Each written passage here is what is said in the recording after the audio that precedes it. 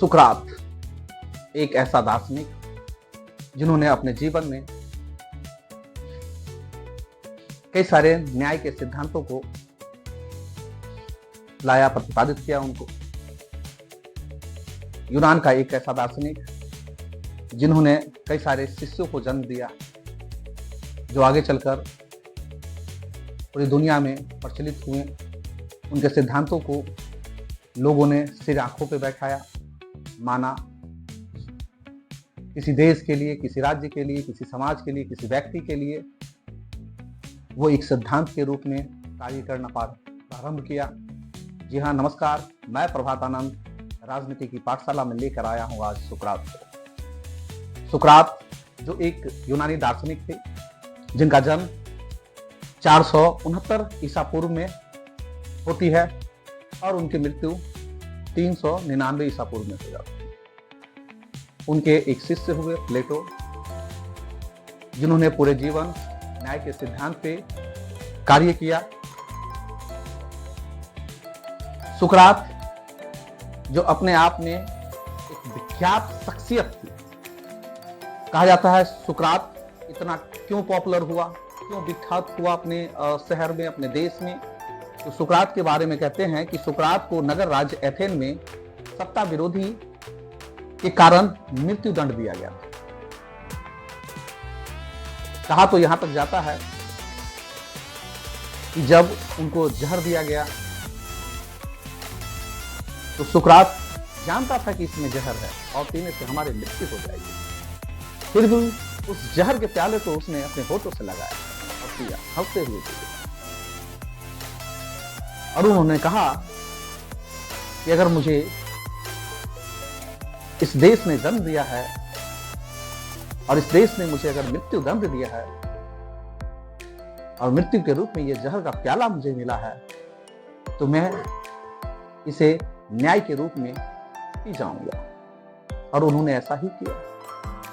हालांकि चाहते तो वो वहां से भाग सकते थे, उनके शिष्यों ने उनको भागने की पूरी प्लानिंग कर रखी थी, लेकिन वो फिर भी वहां से भागे नहीं और उन्होंने हंसते हंसते वो जहर का प्याला पी गया। सुकरात के बारे में कुछ ज्यादा इतिहास में तो नहीं है, क्योंकि उन्होंने कोई किताब वगैरह लिखी तो नहीं, लेकिन जब हम प्लेटो को पढ़ते हैं, प्लेटो के ग्रंथों को पढ़ते हैं, तो उनमें सुकरात के बारे में आती है। उनके विचारात्मक चीजों को उन्होंने अपनी किताब में, अपने सिद्धांत में डाला है।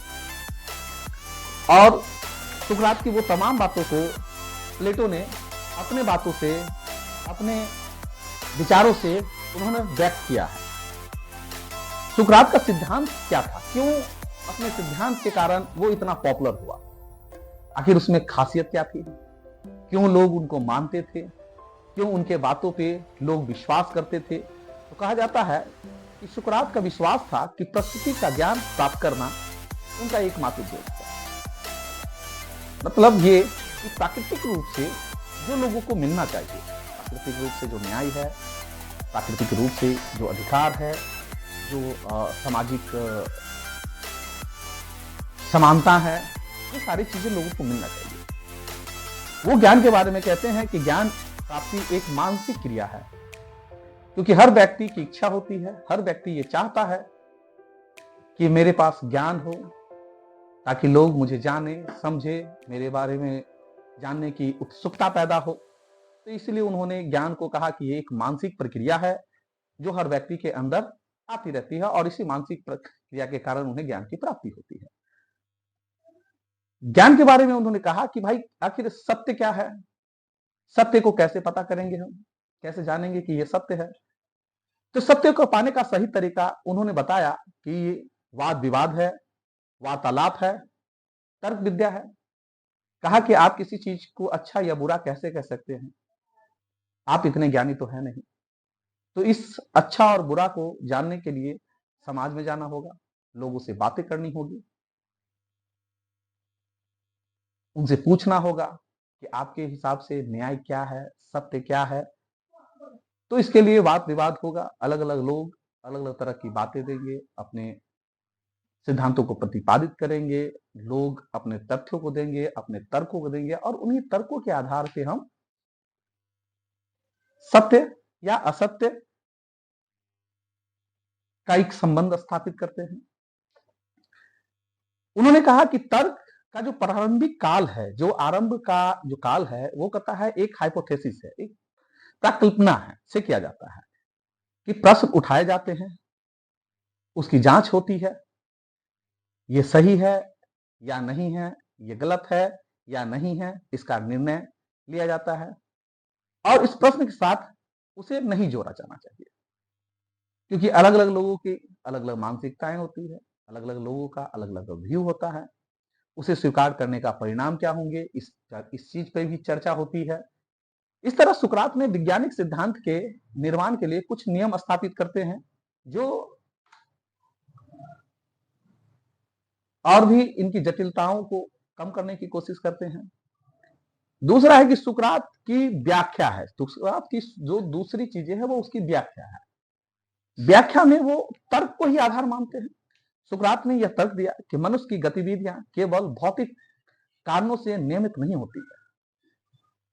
उन्होंने कहा कि बल्कि वे किसी लक्ष्य, उद्देश्य, ध्येय या साध्य से प्रेरित होती है। अर्थात कहने का मतलब यह हुआ कि हर व्यक्ति की अपनी एक भौतिक अभिलाषा होती है, हर व्यक्ति का अपना एक लक्ष्य होता है, हर व्यक्ति की अपनी एक उद्देश्य होते हैं, ये ध्येय है या साध्य है। उदाहरण के लिए जब सुकरात को मृत्यु दंड मिला था, या हमने इससे पहले भी चर्चा करा है, मैंने कहा है कि अंतिम समय में सुकरात को जहर दिया गया और वो जहर पी के मृत्यु उनकी हो जाती है। तो उन्होंने इसी चीजों को अगर हम उदाहरण वाइज अगर हम लेते हैं तो कहते हैं कि जब सुकरात को मृत्यु दंड दिया गया तब वे अपने प्राण बचाकर भाग सकते थे, क्योंकि उनके शिष्यों ने, जो उनके विद्यार्थी थे, उनके लिए भागने की पूरी प्लानिंग कर रखी थी, लेकिन वो फिर भी नहीं भागे।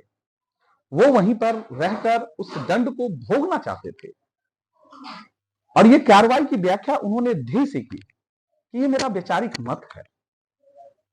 उस संदर्भ में कहा कि वे सिद्ध करना चाहते थे, उनको यूनान से भागना नहीं था, वो जहर खाना पसंद किए और यूनान से भागना पसंद नहीं किए। उनका तर्क था, उनका कहना था, ये वो सिद्ध करना चाहते थे वो अपने देश में, अपने यूनान वासियों के लिए, कि किसी भी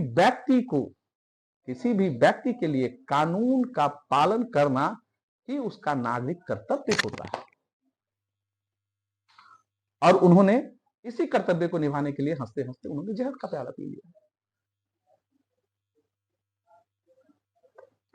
सुकरात ज्यामिति से बहुत ज्यादा प्रभावित थे। ज्यामिति में वो आकृतियों की सहायता से नियमों का पता लगाते थे, परंतु शुद्ध आकृति कभी खींची ही नहीं जा सकती थी, ऐसा उनका मानना था, क्योंकि इनकी रेखाएं में कुछ ना कुछ मोटाई, उसके चौड़ाई में अंतर आ जाना लाजमी है।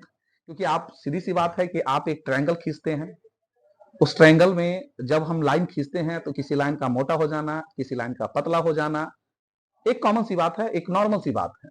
तो उन्होंने इस आकृति के सिद्धांत को, उसने एक ज्यामिति के सिद्धांत को कहा कि आप एक ट्रायंगल खींचते हैं, उसके लाइन में आप मोटे पतले हो सकते हैं, तो इसलिए ये कहा नहीं जा सकता है कि ये रेखाएं ये शुद्ध हो सकती है, क्योंकि कुछ ना कुछ अंतर आ जाना है। जबकि शुद्ध त्रिभुज में ऐसा कुछ नहीं होता है। शुद्ध त्रिभुज की आकृति अपूर्ण होते हैं, वे भी एक पूर्ण वस्तु का प्रतिनिधित्व करती है। वैसे ही हमारा नगर राज्य अपूर्ण होते हुए भी पूर्ण राज्य की आकृति को समझने में सहायता प्रदान करता है। सुकरात को विश्वास था कि तर्क विद्या और प्रयोजनवादी पद्धति से इस विकृत प्रतिबिंब के पीछे छिपे हुए सत्य को या छिपे हुए सत्य का हम पता लगा सकते हैं।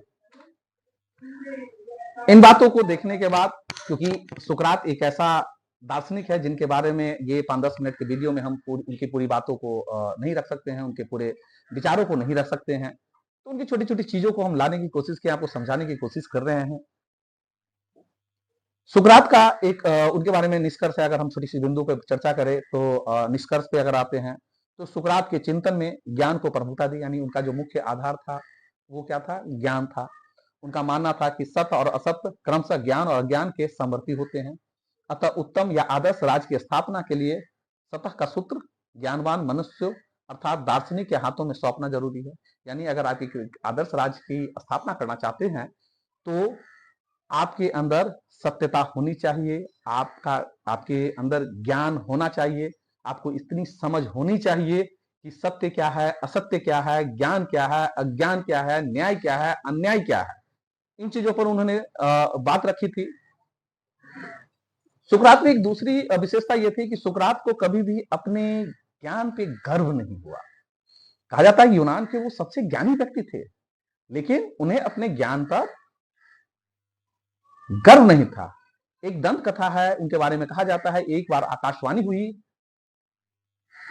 और आकाशवाणी में कहा गया, हे सुकरात, तुम यूनान के सबसे ज्ञानी व्यक्ति हो। तो सुकरात ने बड़े हंसते हुए कहा कि मैं ज्ञानी व्यक्ति इसलिए हूं कि मैं कुछ नहीं जानता हूं। अब समझ सकते हैं कि एक छोटे से लाइन से उन्होंने क्या साबित कर रखा।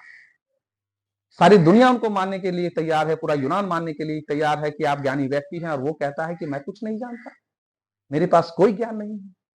और यही उनके जीवन का मूल मंत्र रहा।